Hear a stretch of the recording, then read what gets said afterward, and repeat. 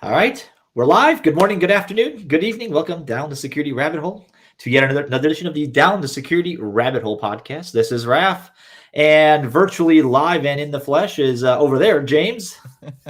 Yes, virtually live and in the flesh. And hey, welcome to November, right? Like, what the Yeah, heck? Where did this year go? That's what I'm curious about. it's funny. I've had this conversation a couple of times just in the past 2 weeks about like, oh yeah, we just went last year, and I went, no, last year nobody did anything, so we did that the year before last, the before times. But yeah, this year I feel like we sort of made up for the fact that nobody did anything last year due to that thing that went around. And then like this year, everybody tried to do everything at the same time, and suddenly like it's November. I no idea. Yeah, it's all I can tell you is there's going to be a low of 37 later this week, and that ain't not okay. It's cold. All right. Well, streaming live out on the YouTube, of course, as we do now, and hopefully you guys get the chance to watch this. If not live, then at least recorded. Live to tape, as they say. We've got the Facebook. No, we don't. Just kidding. Actually, I do have a Facebook page someplace, but I don't really maintain it because now. Oh no, sorry, Meta. It's a Meta. It's on the Meta. it's a meta. Is it on the Meta? It's a Meta page. Is that a Meta page on Meta? Anyway, Did they change it? Is it no longer Facebook? Is everything Meta now, or is Facebook still Facebook? I don't know. I don't know. I haven't logged in a while. But I just put my political rantings on there, and people don't pay attention anyway. But yeah, we're definitely on LinkedIn. Hopefully, you guys get a chance to hit the RSS feed. We have a new record number, of downloads. Just got the 20,600 mark in the after times. And what better way to kick off November than with the discussion on the executive order that came out back in May. And we've got Jax with us, who's, she's like Madonna. She only needs one name. If you don't know who that is, then go look her up. Welcome to the show, Jax. Thanks. Or Rihanna, because I think Rihanna only goes by one name too. She does, yeah. And that's not even her real name. I guess Jax isn't really my real name either. But hey, I'm super excited to be here, and I'm even more excited because we're going to be talking about some legislation and executive order. And I know before we hit record, you guys were thrilled about this. You've been waiting for this interview. Who's excited about talking about legislation and executive order? And, at first, Raf, I was like, you might need to specify what executive order we're talking about here, because there's a few of them flying around. There's been the one called "Improving the Nation's Cybersecurity." It's back from May 12th. And Jack, I looked you up because I was looking up. I wanted to talk about it on the show, and I was like, all right, who the hell is actually qualified to do this? And you've got an impressive amount of material on this, so you're our de facto expert. Also, you're kind of famous here. Tell us a little bit about you, because you're kind of infamous, maybe famous yourself. My background specifically in like cybersecurity, I spent about 18 years in the military, and a large majority of that I was either doing IT or doing electronic warfare / like cyber. And then I transferred into the private sector doing cyber threat intel. That's kind of my name to fame, because that was the big thing that I did when I moved into this sector. And from there, I've launched my own cybersecurity advisory firm, where I provide organizations consulting in compliance, threat intel, penetration testing, pretty much anything. I partner with other bigger organizations to provide different services. But my passion, I know it's super nerd, but my passion is like reading about legislation. I have spent hours building out a very robust timeline of where we started back pretty much in the 70s to where we are today. So when I saw this, I was like, yeah, let's chat about the executive order. I'm not by no means an expert, but I definitely love this topic. But you did say it at Holiday Inn Express last night. I totally did. Always. I don't know why I'm envisioning right now, like her wall having like all the little sticky notes with strings going around, like time mapping. Are you like hacked into my in-home camera right now, James? Yeah, I'm actually able to see through virtual backgrounds. Yeah. We're very meta. Yeah. Oh, jeez. All right, that's enough. All right, so let's let me dive into this, because this is one of those things where I feel like there are very few things that go well by executive order. This is sort of the decree of the king equivalent, right? Like thou shalt, and all the peasants went off and thou shalted. That's never worked that way in the history of ever. Tell me about this one and kind of where you saw the basis of this, because like I said before we started recording, I tried to catch up on this. I got about 15 minutes into it, and I realized I woke up a couple hours later because this is not the most exciting piece of writing in the history of ever. Oh my God, and I've probably read it like 20 times. I actually reread it this morning before this interview. So before we really dive into it, I think what we need to do is talk about what is an executive order, like high level. So an executive order it's not a law. It acts similar to a law. So words mean things, but it is not a per se law. So it doesn't, if you don't do what the executive order states, you're not going to be arrested and thrown in the pen. However, it is highly encouraged and it is seen as a law. So an executive order is put out for the executive branch to go forth and do great things by the guidance of what is in this order. So for this one in particular that we're looking at, which is the one that came out in May, the executive order was focused on improving the national security, cybersecurity posture. So before we think about where did this come from? Well, if we know our government, it's really reactionary, especially in the cybersecurity space. We always wait for something catastrophic to happen. And then we're like, oh, we really needed to make a law about that. So some of the things that took place before this really was established was, think about February 2021. We had a SCADA attack on the Florida water system. Then we had, right before that, we had December 2020, if we all know about solar winds. That was another big attack. And then right before that, in September 2020, we also had healthcare infrastructure where we had 400 locations of the universal healthcare system that got hit. And I didn't even bring up Colonial Pipelines because that was shortly after this came out, or right around the same time, if I remember correctly. So all of this happened, and boom, here's an executive order that comes out. But what people also need to realize is usually the executive branch is working on things. It just takes a little bit of time for things to kind of get pushed out. So this executive order likely was already being thought about, and it was, because you can see it through our timelines that we have of all the processes and the presidents that have come before this president, of all of our movements of where we have gone from today to get us to where we're at for this executive order to come out. And we can dig into some of those different EOs and memos that led into this one, but there are a lot of layers before this executive order came out. So this executive order was really primarily focused on our national cybersecurity, and it was really focused obviously on the federal organizations to start becoming more secure. Another thing in here that was really important was data sharing, and we can dig into that. And then incident response, which is one area that I can't wait to dig into, because you're going to start seeing there's an effect even today with the DOJ that is in direct relation to this executive order, in relation to big fines now being served to federal organizations that are not reporting their incidents on time. And in this executive order, it even says you have 3 days to report an incident, and nothing's been done, and now there's fines. So an executive order, again, it's a guidance of like, this needs to be done. And now the executive branch goes and starts putting in FARs, the federal acquisitions, to start making that movement happen. Yeah, I was particularly interested. So I stopped at section 4 here, enhancing software supply chain security, because that seems to be something that was almost a direct result of what happened during the SolarWinds issue. So you've got, like, within 30 days of this order, the Secretary of Commerce acting through the director of NIST, blah blah blah blah blah. What's the word? And so there's a lot of these within 30 days, within 180 days, within 306 days.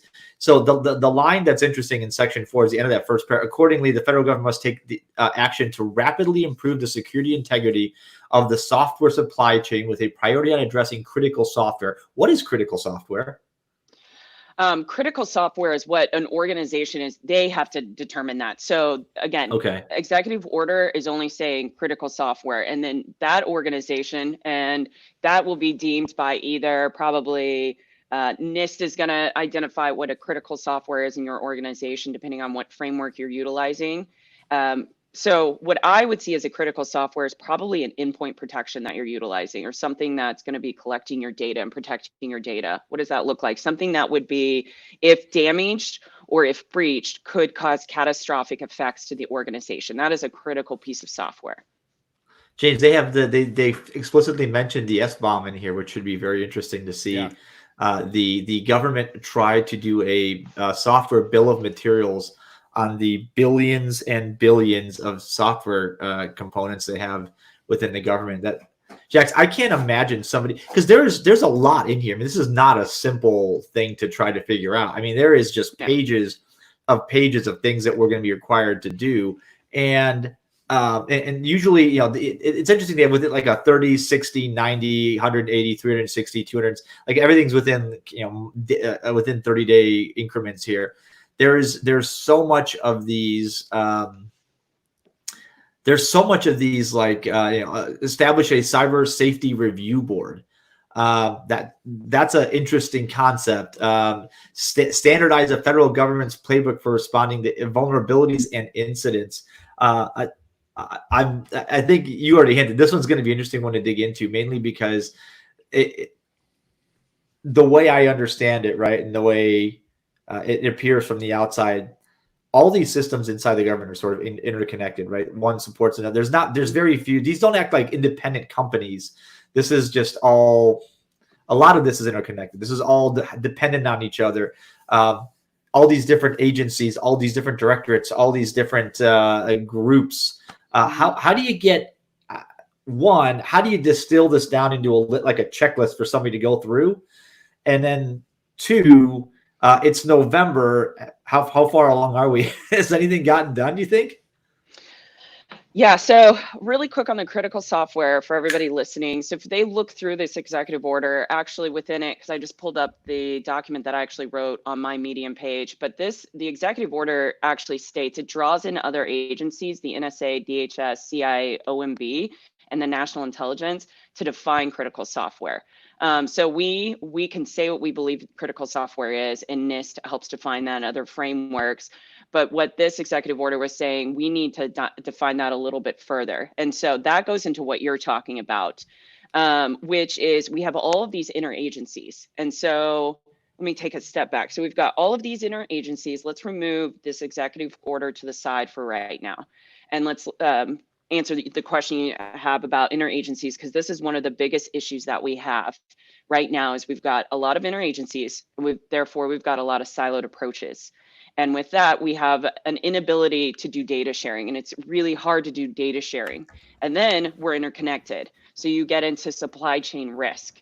And so there's all these different factors. And so something that has actually started to take place in the last year is another thing that the federal government has pushed forward to get us more secure outside of this executive order, but as part of it is the CMMC, the Cyber Maturity Model Certification.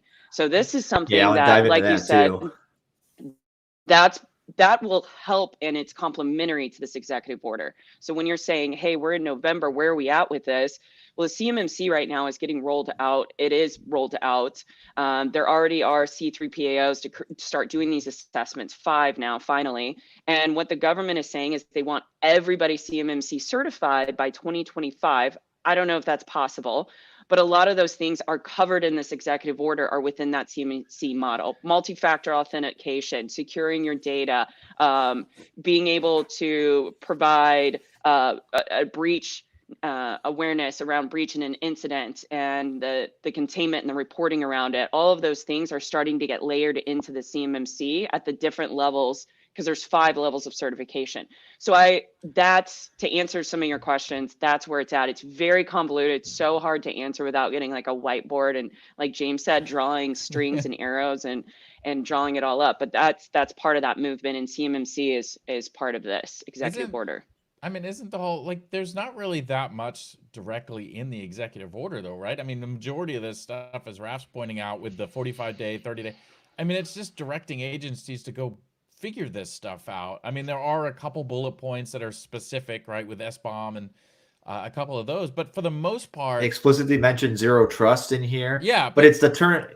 for the most part, though, it is, hey, we're directing this group to go figure this out. And, it's giving, a ton more power into NIST and what they're doing and pushing that stuff. But from this directly, there's not a whole lot to read into it to say, oh, I got to go do this. I got to wait for these other places, these other agencies to come out and say, hey, here's the list of stuff you need to do. And you need to do it because the executive order told us to do this. So now you must follow it. Yeah, it goes back to it's not a law. So that's why it's been so hard, because you're like, here's an executive order, just like you said, James. Here's all these great ideas, but we're not going to tell you at all how to execute them, which is standard on an EO. It's really frustrating because as we all know, cybersecurity, there's a lot of wiggle room with a lot of things. Zero trust, that is a crazy statement to make, that you want the federal system. Like, we can't even figure out our cloud infrastructure right now. We just moved from Jedi to a different, it's like the Warrior something cloud infrastructure between like Amazon and Microsoft. We can't even get our cloud infrastructure figured out, but we want to try to do zero trust. So they haven't defined zero trust in the executive order. So there's wiggle room there too. Exactly. But what you'll really find out is the typical networks that everybody's been running for 30 years soon will be zero trust. It's just how you define it. Exactly. Look, I think it's interesting because there's what, eight sections, 9 sections that are actually eight sections, because section 9 is a NSS and and then section 10 is definitions. So like they focus on improving the federal government's investigation remediation capabilities, is 8, right? So that's a good one. Section 7 is improving detection of vulnerabilities and incidents on federal government networks. That's a good one. Standardizing the federal playbook for responding to cybersecurity vulnerability. Standardizing a playbook. It's going to be. You can't do that. That's not going to happen. You can't do that across all agencies. You can't standardize. It's going to be way hard. That was actually something I talked about. There's just no way to do that. Like, and then it's hard to do that at a company level. Exactly. And they're trying to propose that CIS is going to be the reviewer and the validator of the federal system executive branch. The FCEB is what they state in there for incident response and remediation results. I know CISA right now is actually, if you know, the new director that took over, that female, she's like fighting. Yeah, she's like fighting right now to avoid a lot of the stuff that is being pushed out from this executive order, to basically CISA to become like the gavel, the hammer on all of this. And I don't think that CISA should be. I think that if we're going to do something like that, it needs to be maybe a separate organization, but there's just no way. That's just too much. So while I'm ambiguous on that, I can go, I can see both sides, because while CISA is, we don't want to make CISA the next US cert, right? Which was a great idea. And then it did everything and then nothing. But CISA is a, I mean, it's got a great leader. It had a great predecessor. It's got a good, I think it's got a solid directive as it stands. Now, making it the arbiter of all government cybersecurity may be a stretch.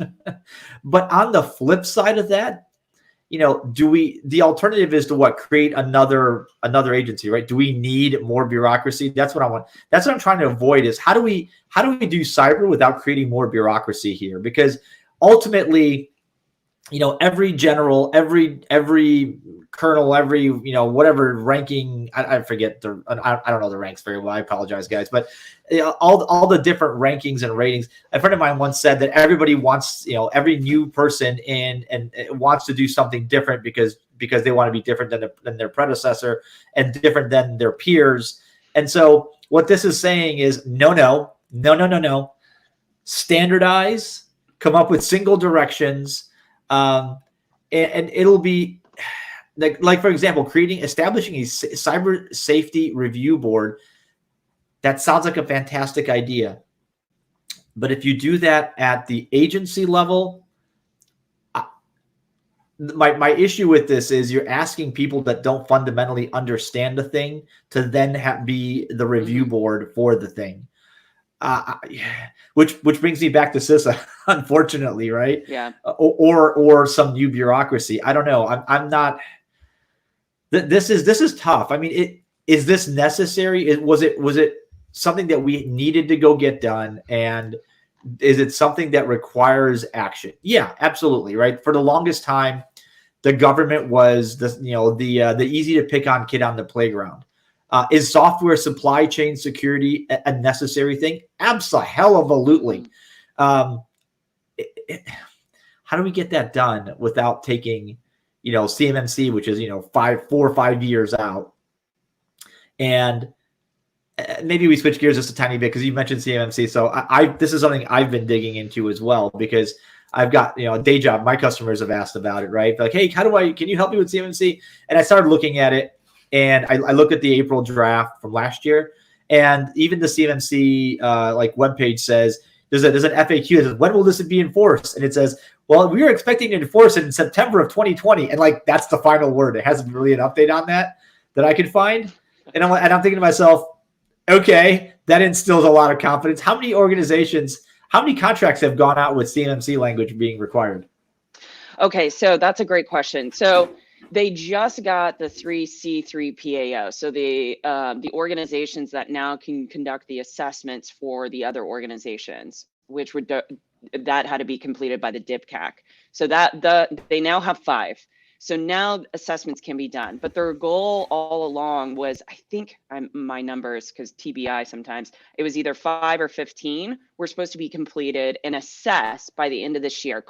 Big contracts. So more than likely like Deloitte, Raytheon, like the larger contracting companies. Booz, those guys. Yep. From there, there's a new number. I can't remember off the top of my head. And then from the next year, there's a new number. The reason that they're doing that is because they knew they weren't going to have C3 PAOs done in time by the end of this year. So they're only going to make a certain set of required contracts to have them done. So contracting companies. And then the following year, it'll be more. So it'll be, say it's 100. There's actually a number for it. And then the next year, it's like, now there's 200 contracts. So yeah, right now, there's still waivers. There's still flexibility. But I would probably honestly say by 3 years, those smaller companies, it's going to start having pressure by subcontractors. But next year, you're probably still not going to see the pressure by smaller companies to have to be CMMC certified. Well, so a couple of things. One, who names these things? C3PA? Like, is there an R2D2C like somewhere around here? Like, I want to know who's got the Star Wars kick. That's fantastic. Way to sneak that in. Yeah.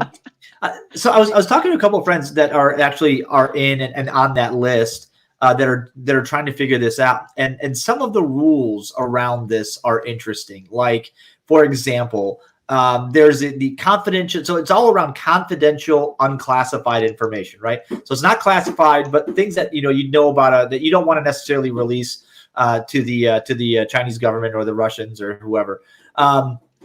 And so there's a big push to secure that, which absolutely necessary.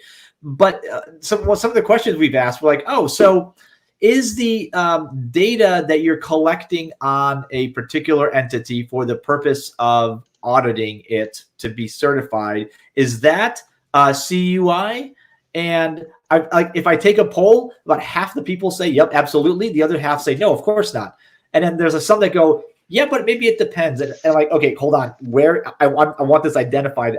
I feel like I feel like it's too like the CMMC, the controls are good. I mean, the framework's fine. It's based off of a solid NIST 800 something 57 or something like that. One of those. 800. Well, for the CUI, primarily it's 171. For level 3, it's primarily 171. Yeah. And so we've got a good foundation.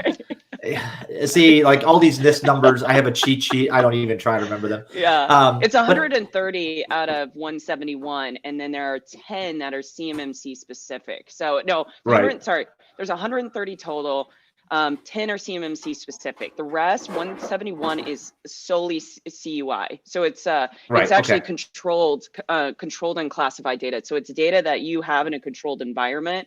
But if taken, like for example, say it's a lawnmower guy, and it's a lawnmower company. It's a landscaping company. You got lawnmower guys doing the White House. You wouldn't think they would need to be level 3 because they don't have CUI data. However, I'm an adversary. First thing I think of, I can steal the data because I know the layout and the landscape and the blueprints of that facility. That would be CUI data because it's not confidential, it's not classified. But if I got those blueprints, I could easily, set up an attack to target the White House. And that's just for an example.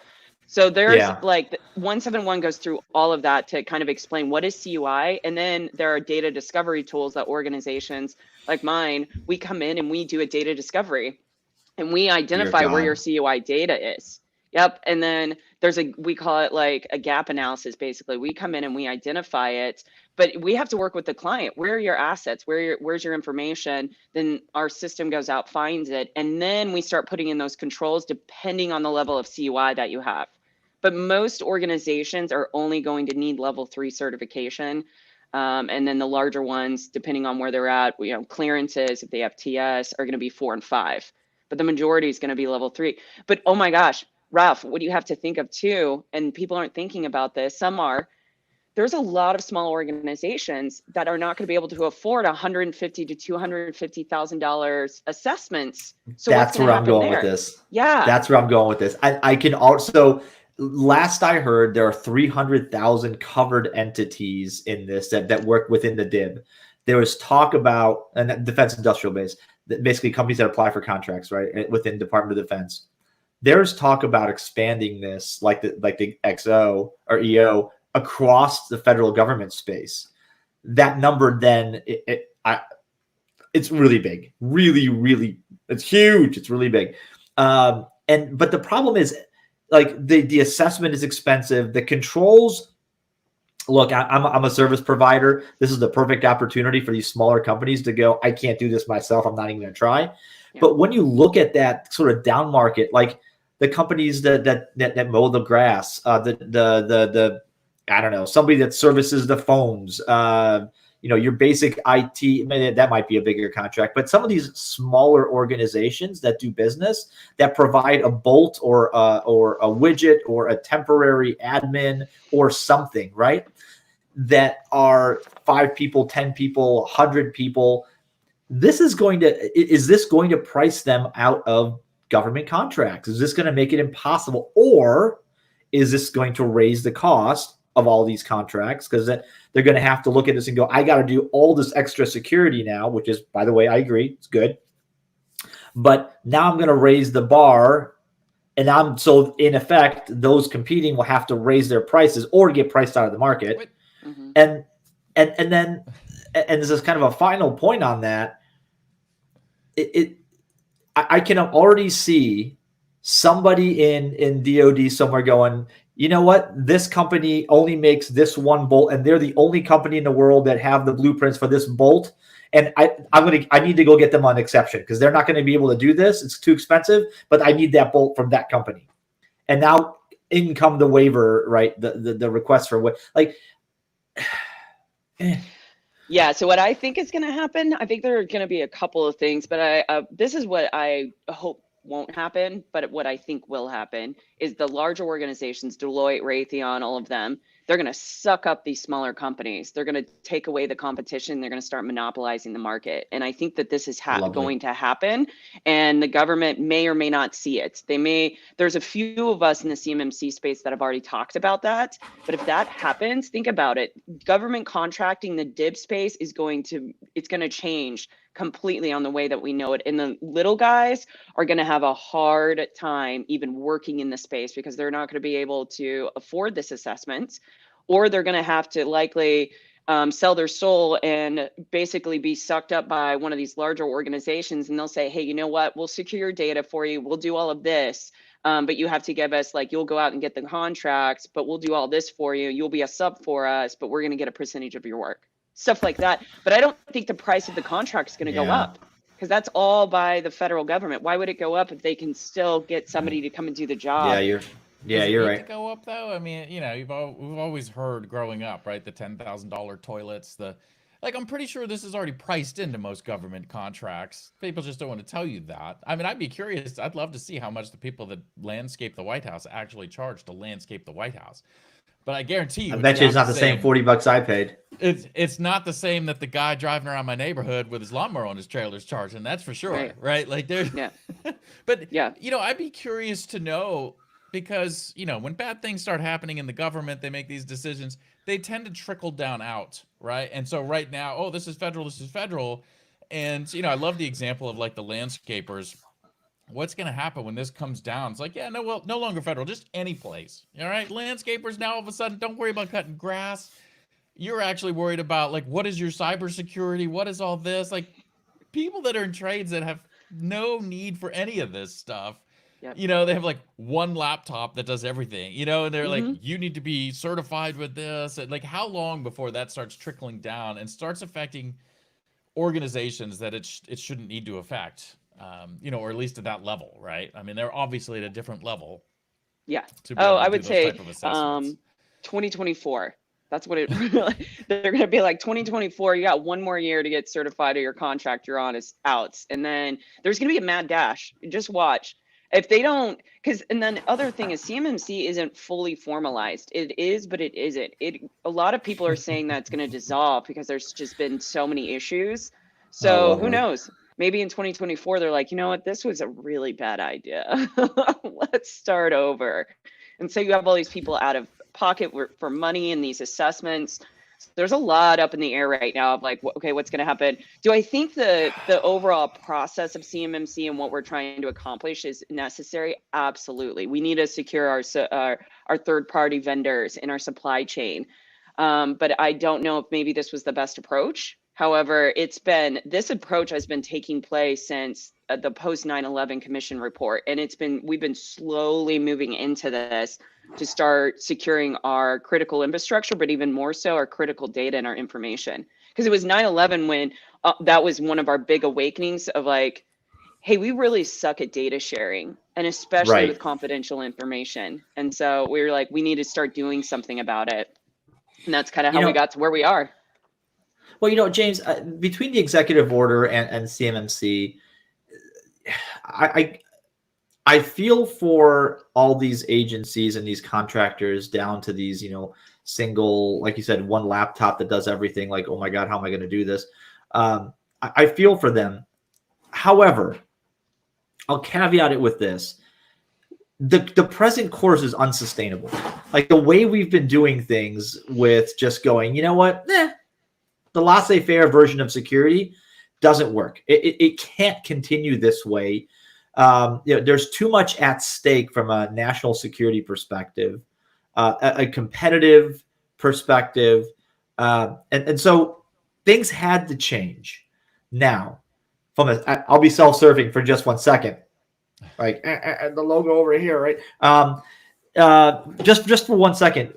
The providers, right? The companies that are helping the MSSPs, the IT providers, the software security companies, the all that.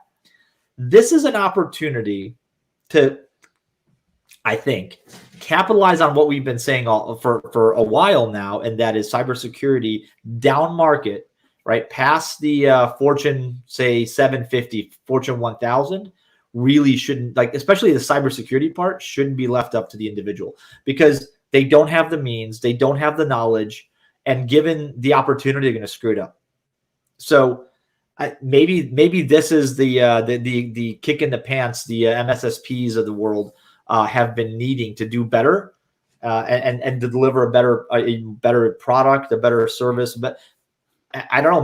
Maybe all of us align to the CMMC and start delivering CMMC type services, at least as much as you can, right? I can't go develop somebody's incident response plan and make them test it. I mean, I can't. But I can provide technology in a secure way, which I feel like that's the ultimate goal here. Like there's some things the individual organization should have to do, but those are the things that don't cost a ton of money. Like, it doesn't cost a ton to have an incident response plan. It doesn't cost a ton to have a what was the other thing? A review board. Okay, like somebody just makes somebody accountable for it. The technical things, give those off to a provider and let them do them, because you're not going to be able to do it yourself. I don't know. Maybe I'm wrong. Maybe I'm right, but I guess we'll see. How does this compare though? I mean, because I haven't looked that much into CMMC, but I understand maturity models. But is this not just globalization of PCI? Would this overtake things like PCI and HIPAA and all that stuff and say, look, as long as you're following this stuff, how many other compliance frameworks do we have out there, to say, like, here's the base minimum that you should be doing and how well have those worked? Is this something that's comparable to that, or is this completely different? Like, you'd still have a PCI, you'd still have HIPAA, you'd still have all these other... You still have it. You still have it. But for the federal government, that's a great question, because for the federal government, you still have the HIPAA and the PCI. They're not going to check that on the contract as much as they want to make sure that you're CMMC level 3 because of CUI. So that CUI that's a different thing outside of like your HIPAA, your PCI, all of those other frameworks that you're going to need depending on the industry that you're in. So it's another layer to go with it. To work in the federal government. Is there, like, how much overlap when you're trying to do this? Because now I got to pay for an assessment for 5 different things. You talked about so CMMC, that's a great question. Oh my gosh, yeah. So we just had a client that we're working with right now that we were doing strictly CMMC, and she just said, "Hey, I think we need to get FedRamped as well." So what we had to do is we obviously had to increase the proposal a little bit, try to keep it as low as possible, because now we've got to do a scope on FedRAMP on one of the companies on top of doing CMMC as well. But what we're looking for is we're working with partnerships on toolings to get those frameworks all together so we can just link them all together, because that's really what it is, making sure that all those frameworks are tied together in a database so it's not extra work. So you're not having like multiple different maturity model frameworks that you're going to have to link to make sure you're compliant with everything. To be honest with you, James, what I think is going to happen, I think a lot of people, there's going to be a lot of mass exodus out of the federal government. And a lot of these companies are going to be like, why am I even working in this space? Not only am I going to have to do all these multiple compliance things now for the ones that I already had, but now you're going to fine me. The DOJ is going to fine me. That's the big thing. It was pushed out in October. You're going to give me hefty fines if I'm breached, only for the federal government. So why would I stay in the federal government? Why would you stay in the federal government? I'd be like, I'm out. I'm going to the private sector to work. It's harder, but... Yeah. Does that trickle into the private sector though? Like if it doesn't work at the federal government level, they're like, oh, well, it didn't work here. No. I'm going to go ahead and push this down and say, look, all private companies have to do this now. No, they can't do that. No, they can't. They can't enforce that. I guess you could. They can enforce private companies to do, by the way. Yeah, that is. You know what I mean? I see where you're going with this. I'm going to stop you right there. But don't stop it. No, keep going. Keep going, I'm not going any further with it, but you. Where's the button? Off. You say like, oh, they can't force private companies to do that, but they have a lot of enforcement what they can force private companies to do. So if like people are like, oh no, I'm out of here, like I'm not going to do work for the government. They're like, we can't get anybody to work for us. It's push it down, make it everywhere. They'll have to come back to us. It's going to happen. The Commerce Department. It's going to happen. I think that's one of the things that it's going to happen. They're either going to be swept up by bigger companies. They're going to be like, peace, I'm going to the private sector, and then the government's going to be like, well, that didn't work, and all the smart people are going to look around and be like, shit, we're going to have to hit the private sector now. And then it's just watch. It's quick, someone call the FTC. Yeah. Right. Yeah, it's going to get wild. All right. Well, all right, that's a good place to end this, because I think James was about to pull us into a conversation that I don't want to have. I wasn't going there. I was just trying to make a point. You made the point is well made, though. You're right. The government absolutely can't, but can force private sector companies to go do things. All right, Jax, thanks for your expertise. This has been fun. Absolutely. Boy, I hope we're all wrong about this, and I hope it goes smoothly and everybody gets their certification and it's easy, and that's not going to happen. That's an amazing wish right there. Like that's one of those saying like, don't worry, you'll pass on the first try. Yeah, no. It's like the insurance industry, right? It's a default no on the first one. Like you can pay for like 3 or 4 of them before you get through it. All right. Well, this was good. This was good, James. I really want to hear your rant at some time, so we're gonna have to make that happen. I was like, oh. I know it's something. It's a trigger on Raph. He knew what you were about to say. Yeah, I know exactly where he was going. All right. Well, I'll stop recording and then we can finish this conversation. Okay. But all right, Jax, thanks for being on the show with us. It has been fun. We'll actually. I want to get you back like in the spring once things have started moving along, and we can come back and basically have this exact conversation and say nothing's changed in 6 months. It needs to be like every 15 days. Like, how was it in the thing? Like, it was every 30 days. There was a new thing that had to be done. Oh, yeah. So, Like just a monthly update. No. Listen, this thing has there's probably 100 things that were supposed to be done within the first 60 days. I bet you exactly 0 of them have been done. Yeah, and that's it's been wild. And that's the scary part, though, right? I mean, this in a nutshell is cybersecurity that we've lived in for decades and decades. It is the okay. By tomorrow, you have to have these 7 things done. End of the week, 6 days later, you're like, how many of them have you gotten done? I'm working on the first one. Hold on.